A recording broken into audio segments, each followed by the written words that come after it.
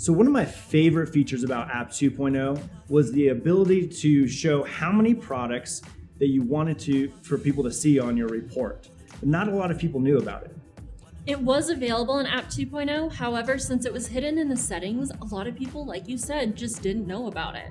We've made it even easier to find that on the new 3.0 app. So I'll show you what I'm talking about. If you click the big blue scan button right there in the middle, just pick your client and automatically at the very top, it'll give you the option to choose to display either 3, 5, 7, or 10 different oils on their report.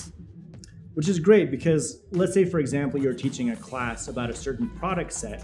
You can select the products that you want to teach about in your product groupings, and then also select how many products you want to show up as you're talking about those different products. We've made it even easier for you guys and tried to help you as much as we can.